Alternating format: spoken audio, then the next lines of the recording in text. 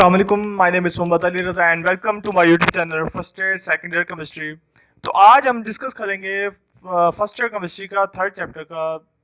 Start करते हैं। उसका जो फर्स्ट टॉपिक है वो है जी प्रॉपर्टीज ऑफ गैसेस। एक गैसेस की कौन कौन सी स्पेसिफिक प्रॉपर्टीज हैं वो हम डिस्कस करते हैं। तो स्टार्ट करते हैं। सबसे पहले जो हेडिंग है जी डोंट हैव डेफिनेट वॉल्यूम। मतलब के गैसेस जो है ना डेफिनेट वॉल्यूम नहीं होता, मतलब कोई फिक्स वॉल्यूम नहीं होता। जिस तरह लिक्विड का डेफिनेट वॉल्यूम होता है उस तरह गैसेस का डेफिनेट वॉल्यूम नहीं होता। जिस तरह लेट्स सपोज के वाटर है तो उसका 1 लीटर आपके पास एक स्पेसिफिक वॉल्यूम है ना। किसी चीज में भी आप डालें, चाहे उसको किसी वेजल में डालें, किसी बर्तन में भी डालें, तो वो 1 लीटर ही रहेगा। लेकिन गैसेस के केस में ऐसा नहीं है। अगर कोई भी गैस है उसको आप जिस बर्तन में डालेंगे वो उसका वॉल्यूम ले लेगी। ठीक है, तो इसलिए इसका डेफिनेट वॉल्यूम नहीं होता। ये मैं आपको डायग्राम से शो करता हूँ। ये लेट्स सपोज एक वेसल ए है आपके पास, उसके उसमें ये गैस के मॉलिक्यूल्स थे। तो जितनी भी उसको जगह अवेलेबल थी उसने सारी ऑक्यूपाई कर ली। अब इसको मैं इतने ही मॉलिक्यूल्स को, इतनी ही गैस के वॉल्यूम को इतने छोटे सिलेंडर में अगर मैं रखूं तो उसमें भी ये ऑक्यूपाई कर जाता है जितनी जगह। मतलब कि जितनी जगह में इसको रखेंगे तो ये सारी जगह ऑक्यूपाई कर जाता है। तो इसका मतलब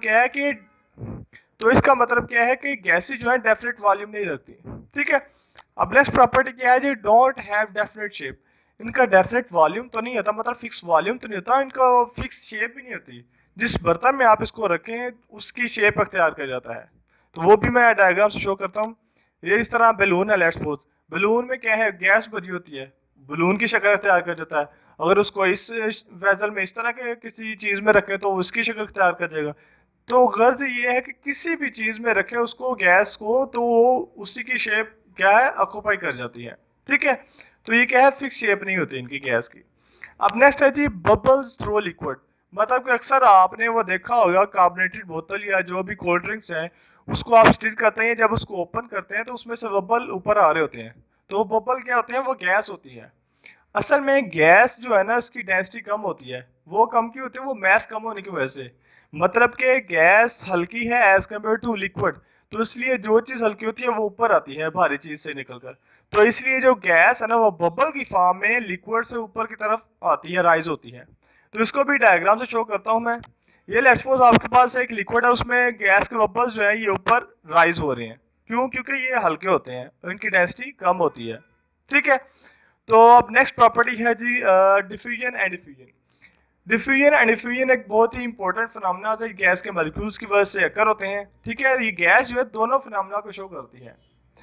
अब डिफ्यूजन क्या होती है, डिफ्यूजन असल में एक मिक्सिंग को कहते हैं। ठीक है। अगर दो डिफरेंट वेसल है आपके पास, उसमें डिफरेंट कंपोजिशन के गैसेज हैं, उनको जब आप मिक्स करें तो सेम कंपोजिशन का एक मिक्सचर बन जाए आपके पास। और इफ्यूजन क्या है, इफ्यूजन का मतलब है निकलना, इफ्यूज से निकला है, इफ्यूज का मतलब है निकलना। ठीक है। किसी छोटे से होल से गैस के मॉलिक्यूल्स के निकलने के प्रोसेस को इफ्यूजन कहते हैं। इसकी भी डायग्राम दिखाता हूँ मैं आपको। ये डिफ्यूजन है। इसमें लेट्स सपोज इधर एक गैस का मॉलिक्यूल, लेट्स सपोज गैस ए है और इधर गैस बी है। लेकिन जब इस पार्टीशन को, इस सेपरेटर को, ये जो डिवाइड कर रहा है, इनको मैंने निकाल दिया, तो ये क्या है, होमोजीनियस पिक्चर बन जाता है। ठीक है। सारे की कंपोजिशन सेम हो जाती है फिर। ये है डिफ्यूजन, मतलब मिक्सिंग। अब ये है इफ्यूजन। ये मैंने जैसे पहले भी बताया कि छोटे से होल से गैस के मॉलिक्यूल्स का निकलना जिसकी हाई एनर्जी हो उसे कहते हैं इफ्यूजन। ये आप इधर देखें, ये पहले इधर पार्टीशन थी, ठीक है, ये होल था, फिर ये कि होल से गैस के मॉलिक्यूल्स इधर आ रहे हैं, ये क्या है, इफ्यूजन। ठीक है। अब नेक्स्ट जो है वो है जी कंप्रेशन। कंप्रेशन वही चीज हो सकती है जो कंप्रेसिबल होगी, मतलब जो कंप्रेस हो सकती है वही कंप्रेस हो सकती है ना। तो इसी तरह गैस के मॉलिक्यूल्स के दरमियान बहुत ज्यादा फासला होता है, इसलिए ये कंप्रेसिबल सब्सटेंस है, तो इसलिए इसको कंप्रेस किया जा सकता है। ये भी मैं डायग्राम से शो करता हूँ। ये आप देखें गैस के मॉलिक्यूल्स के दरमियान कितना डिस्टेंस पड़ा हुआ है, तो इसलिए मैं, मतलब जगह अवेलेबल तो उसको मैं कंप्रेस कर सकता हूँ।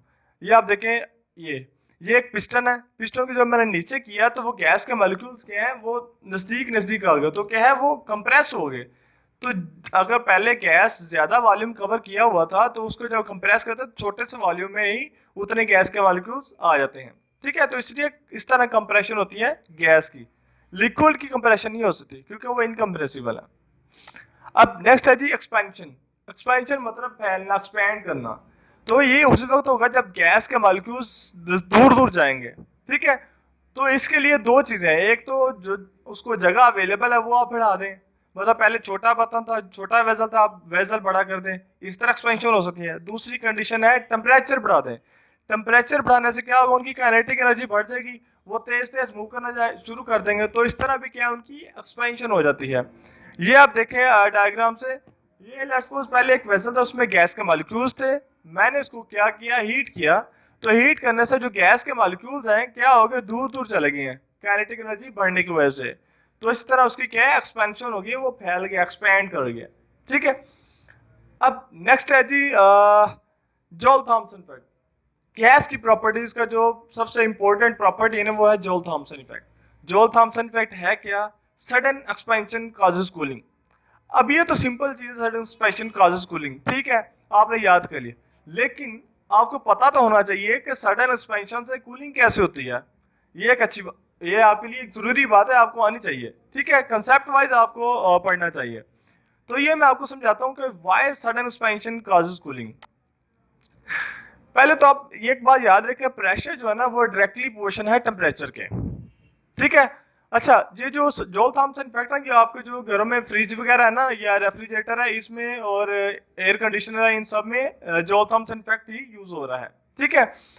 पहले बात यह है कि जो प्रेशर है वो डायरेक्टली प्रोपोर्शनल टेम्परेचर के। अगर गैस पर आप प्रेशर बढ़ाएंगे, उसका मॉलिक्यूल नजदीक नजदीक आएंगे, तो इसका मतलब है कि उसका टेम्परेचर बढ़ गया। अगर प्रेशर कम होगा तो उसका टेम्परेचर कम हो गया, ठीक है।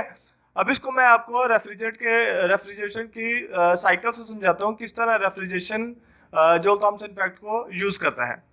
ये आपको पास नजर आ रहा है, ये कंप्रेसर। कंप्रेसर क्या करता है, गैस को कंप्रेस करता है, उसका प्रेशर बढ़ा देता है।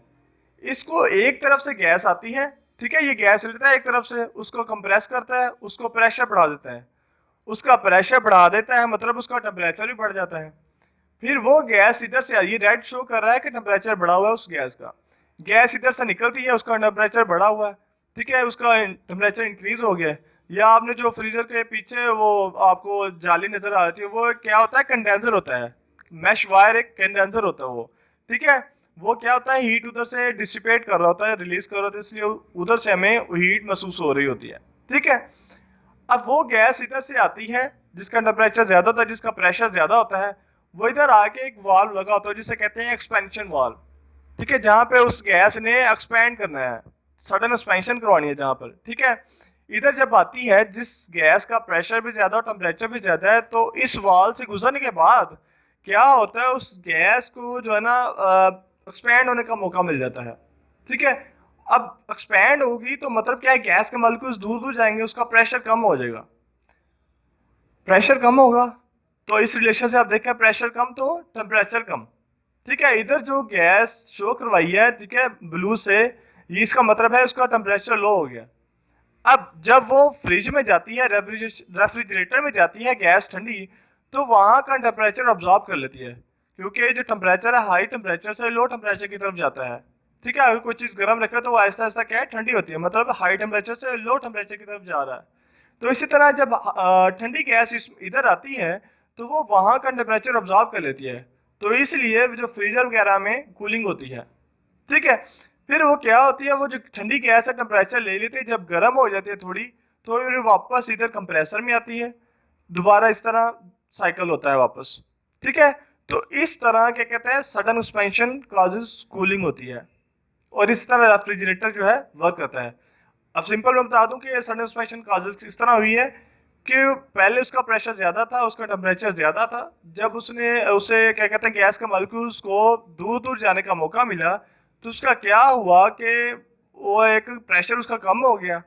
प्रेशर जब कम हुआ तो टेम्परेचर कम हो गया, तो इस तरह क्या है, कूलिंग का प्रोसेस अक्कर होता है, ठीक है। ये बहुत ही इंपॉर्टेंट कंसेप्ट था और बहुत ही इंपॉर्टेंट एक प्रॉपर्टी है गैस की, जो आपको आनी चाहिए और आगे की क्लासेस में भी आपको फायदा देगी है, ठीक है। अब नेक्स्ट क्या है जी, रैंडम मोशन। गैस के मॉलिक्यूल्स में ना अट्रैक्टिव फोर्सेस बहुत क्या कहते हैं, कम होती हैं। अब अट्रैक्टिव फोर्सेस कम होने की वजह से वो गैस के मॉलिक्यूल्स जो है ना रैंडम मूव करते हैं, कोई इधर मूव करता है, कोई इधर मूव करता है, कोई ऊपर कोई नीचे, इस तरह रैंडम मूव करता है, ठीक है। जिस तरह किसी को कोई क्या कहते हैं, किसी को बांधा ना गया हो, तो वो फ्री मूव करता है जहां दिल करता है। तो इस तरह गैसेस केस में जब अट्रैक्टिव फोर्सेस स्ट्रांग नहीं होती, तो वो गैस के मॉलिक्यूल्स जिधर दिल करता है उधर मूव करते हैं। तो इसलिए जो है ना रैंडम मोशन होती है गैस के मॉलिक्यूल्स में। अब नेक्स्ट क्या है जी, इंटरमॉलिक्यूलर फोर्सेस। इंटरमॉलिक्यूलर फोर्सेस जैसा कि मैंने पहले बता दिया, गैस के मॉलिक्यूल्स में इंटरमॉलिक्यूलर फोर्सेस बहुत वीक होती हैं। अब उसकी रीजन क्या है? उसकी रीजन ये है कि जो गैस के मॉलिक्यूल्स है ये आपस में एक दूसरे से बहुत डिस्टेंस पर होते हैं।